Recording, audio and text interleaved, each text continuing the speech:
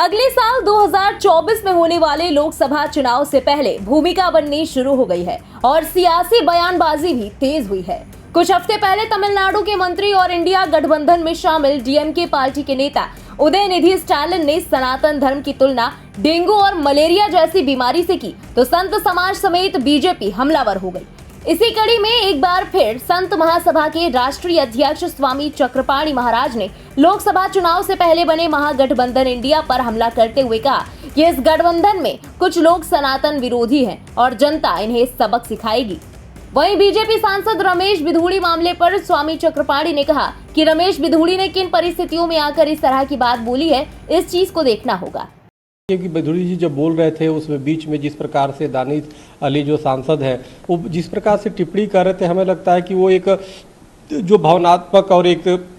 कहीं ना कहीं आक्रोश में वो शब्द निकल गए होंगे। लेकिन मेरा ये मानना है कि जिस प्रकार उसके बाद राहुल गांधी जा करके उनको संपैथी दिखा रहे हैं, आज तक कभी स्वामी प्रसाद मौर्य की निंदा नहीं किया, आज तक जूनियर स्टालिन की निंदा नहीं किया, आज तक जो चंद्रशेखर जो बिहार के मंत्री हैं या जगदानंद जी जो हिंदू सनातन के खिलाफ बोलने वाले लोग हैं उस पर कभी उन्होंने उनके खिलाफ नहीं बोला, हिंदुओं को कभी वो नहीं किया, बल्कि यहाँ तक बल्कि बीजेपी सांसदों की तुलना मंदिर में बैठे हुए प्रतिमाओं से कर दिए और यहाँ तक बोला कि मंदिर की जैसे प्रतिमा जो बिना ताकत की होती है उसी प्रकार बिना पावर के सांसद है। तो ये हिंदू सनातन के अपमान करने वालों के साथ गले जाके मिल रहे राहुल गांधी, तो ये परिचय दिखा रहा है कि हिंदू सनातन के खिलाफ किस प्रकार से कांग्रेस खड़ी है। पूरे इंडिया गठबंधन को निश्चित रूप से देश की जनता बहुत जल्द ही सबक सिखाएगी चुनाव में और पटकनियां देगी। जैसे ईस्ट इंडिया कंपनी को भगाया उसी प्रकार से इंडिया गठबंधन को परास्त करेगी और भगाएगी इस देश से।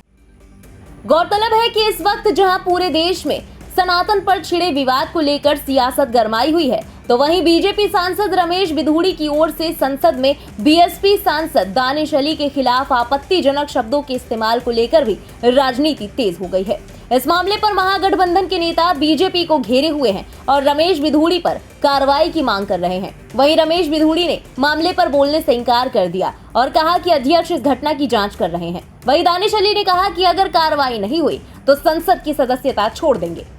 फिलहाल इन मुद्दों पर स्वामी चक्रपाणी महाराज की प्रतिक्रिया पर आपका क्या कहना है, कमेंट में जरूर बताएं। देश और दुनिया की बाकी खबरों के लिए सब्सक्राइब करें इंडिया पब्लिक खबर के यूट्यूब चैनल को और बेल आइकन दबाना बिल्कुल न भूलें।